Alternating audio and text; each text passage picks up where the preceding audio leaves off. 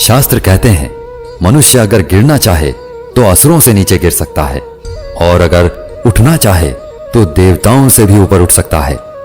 मनुष्य ही सृष्टि का एकमात्र प्राणी है जो परमात्मा तक की दूरी तय कर सकता है। इस संसार में श्रीमद् भगवद गीता के पवित्र ज्ञान से न जाने कितने ही लोगों, कितने ही महापुरुषों ने अपना जीवन बदल लिया। अगर आप यह सोचते हैं कि भगवद गीता में सिर्फ यह लिखा है कि भगवान की पूजा कैसे करते हैं, तो आप बिल्कुल गलत हैं। क्योंकि भगवद गीता सिर्फ एक किताब या एक धार्मिक ग्रंथ मात्र नहीं है, बल्कि इसमें वो पवित्र ज्ञान है, वो नॉलेज है जो इस पृथ्वी पर जितने भी लोग जन्म लेकर आते हैं उनको यह सिखाता है कि इस जीवन का असली मतलब क्या है या जीवन का असली मकसद क्या है। वास्तव में जीवन कैसे जिया जाता है, मनुष्य कैसे जीवन के हर क्षेत्र में सफल होकर खुशी और आनंद को प्राप्त कर सकता है। साथियों, मैं पूरा प्रयास करूंगा कि मैं बहुत ही आसान और सरल शब्दों में आप तक इस पवित्र ज्ञान को पहुंचा सकूं। और इसके साथ ही मैं आपको बताऊंगा कि कैसे आप विभिन्न अध्यायों से मिलने वाली सीख को अपने जीवन में वर्तमान समय के अनुसार उतार सकते हैं, अप्लाई कर सकते हैं। भगवत गीता के ज्ञान ने एक दुखी और मन से हारे हुए धनुष नीचे गिरा देने वाले अर्जुन को महाभारत के महान युद्ध का सर्वश्रेष्ठ योद्धा और विजेता बना दिया। अगर आप भी अपने जीवन में किसी मकसद को लेकर आगे बढ़ रहे हैं तो मेरा यकीन मानिए कि आप भी अपनी जिंदगी की समस्याओं के जंग के मैदान के अर्जुन हो और इसीलिए अपने जीवन की हर समस्या के समाधान के लिए इस पवित्र गीता ज्ञान को जानना आपके लिए बहुत ही आवश्यक है।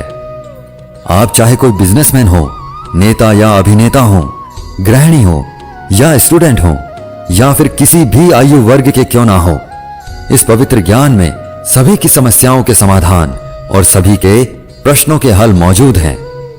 तो ऐसा क्या है आखिर भगवत गीता में और इसका मतलब क्या है?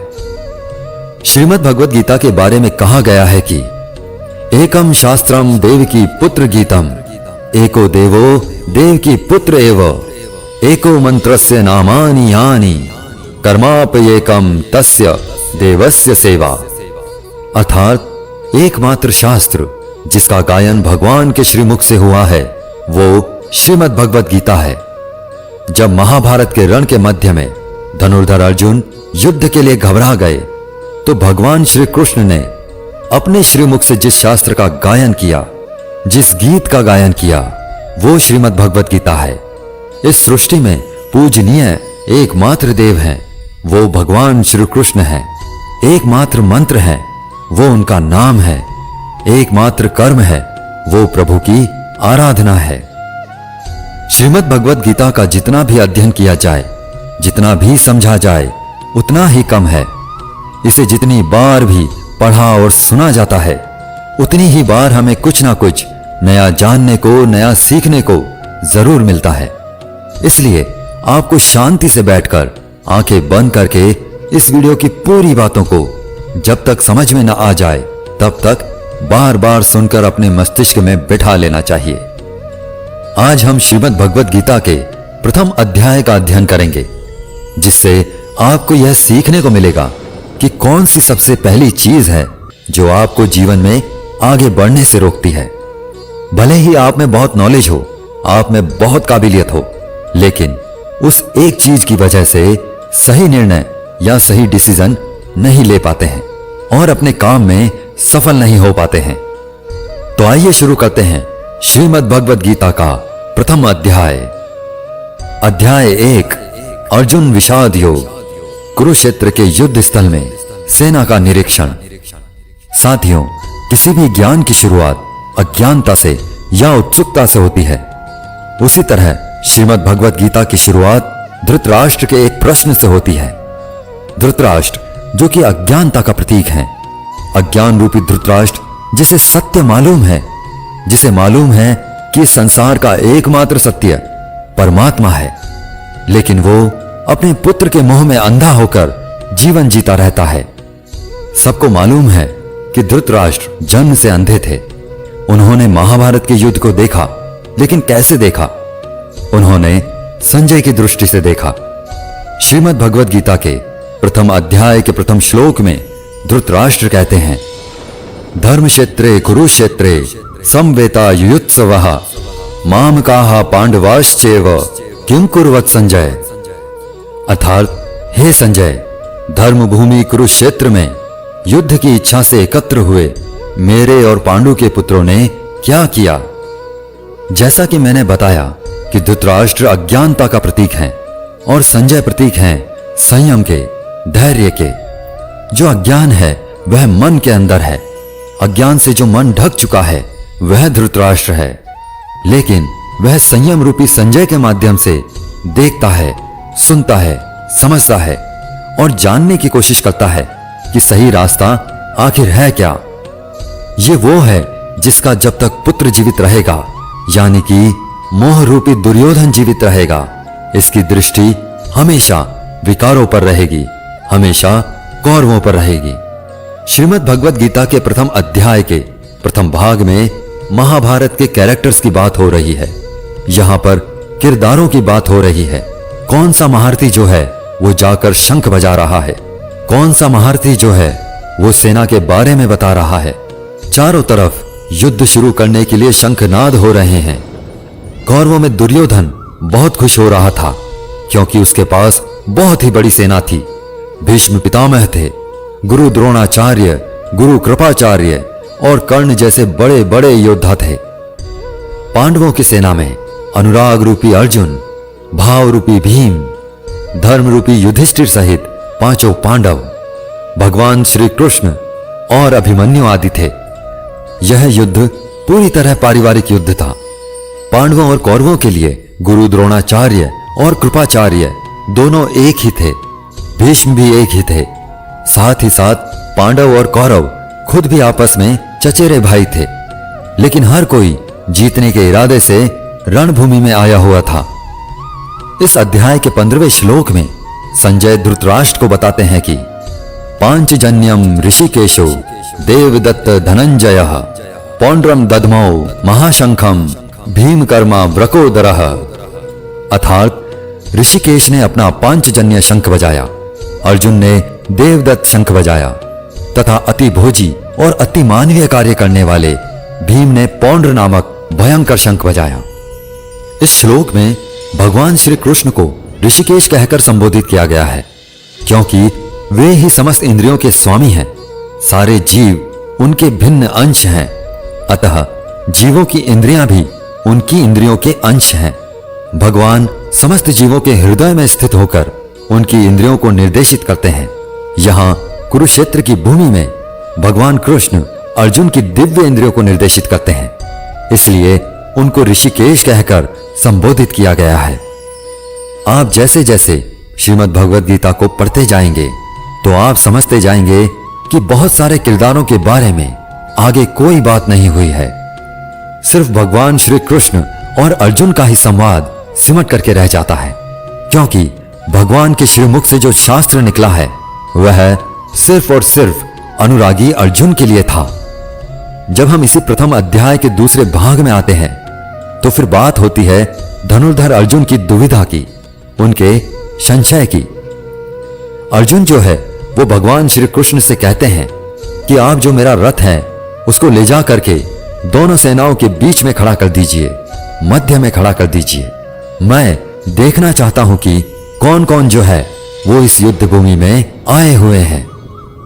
भक्त वत्सल भगवान श्री कृष्ण जो अपने परम मित्र अर्जुन के लिए इस युद्ध में उनका सारथी बनना स्वीकार करके अर्जुन के साथ सारथी के रूप में रथ पर स्थित हैं, वह अर्जुन के आग्रह अनुसार रथ को दोनों सेनाओं के मध्य में ले जाकर खड़ा कर देते हैं।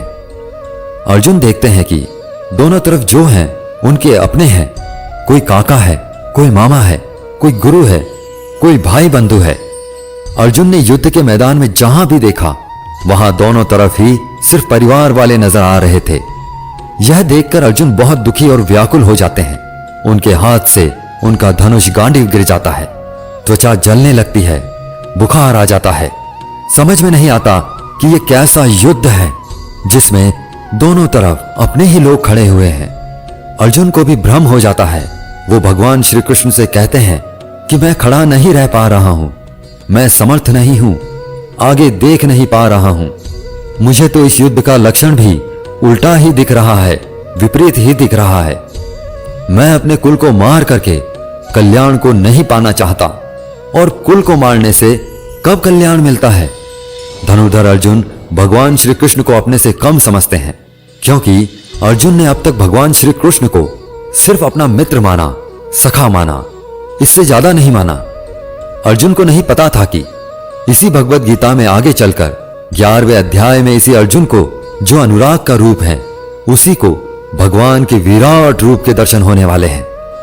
धनुर्धर अर्जुन जो है वो अपनी तरफ से तरह तरह के तर्क देते हैं कि कैसे भी मैं इस युद्ध से वापस चला जाऊं या इस युद्ध को टाल दिया जाए, लेकिन यह युद्ध अब टाला नहीं जा सकता था। अर्जुन ने अपनी तरफ से हर वह तर्क दिया कि ये सब मेरे अपने हैं, मेरे परिवार के हैं, इनको मार करके मुझे क्या मिलेगा?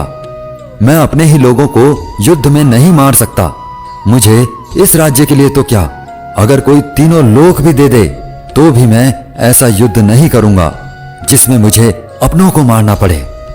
अर्जुन त्रिलोक का साम्राज्य भी नहीं लेना चाहते, वो उसको भी नकार रहे हैं।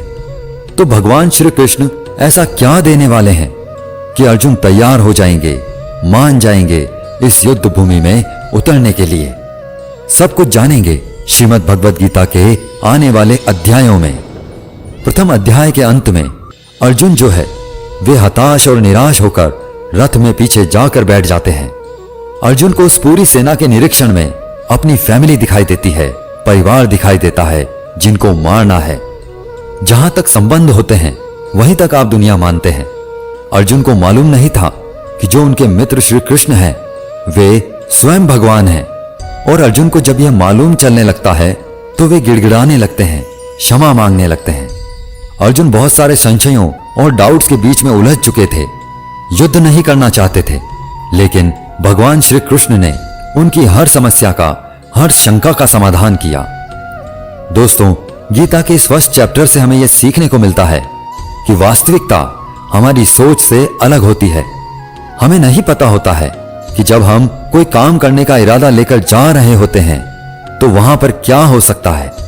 जब हम किसी बुरी चीज का सामना करते हैं तो हम संयम खो बैठते हैं और घबरा जाते हैं। घबरा जाने के बाद हम हमारा ही असली रूप भूल जाते हैं। इसी तरह हमारे शरीर में, हमारे मन में भी अच्छाई और बुराई का युद्ध निरंतर चलता रहता है, जिसके कारण हमारे मन में भी अर्जुन की भांति ही तरह तरह के संशय, तरह तरह के डाउट्स पैदा होने लगते हैं।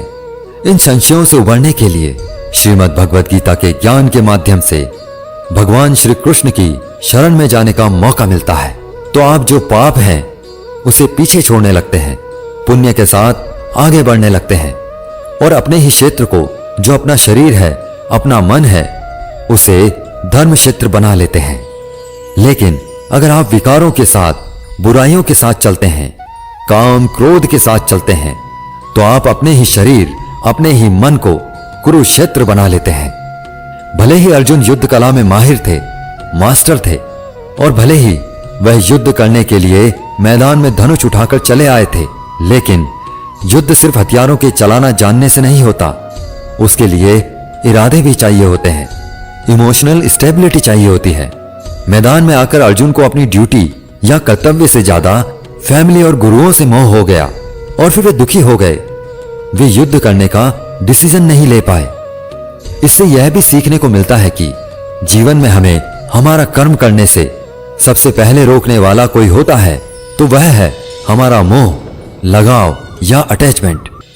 जैसे कि आप सुबह जल्दी उठ सकते हैं, लेकिन आपको नींद और आलस से मोह होता है। आप अपने लक्ष्य को हासिल करने के लिए कठोर मेहनत कर सकते हैं, लेकिन आपको आराम से अटैचमेंट होता है। अर्जुन एक क्षत्रिय थे और युद्ध करना ही उनका काम था, और वे युद्ध करने में बहुत अच्छी तरह से ट्रेंड भी थे, लेकिन वे मोह में आकर, अटैचमेंट में आकर अपना कर्म भूल गए।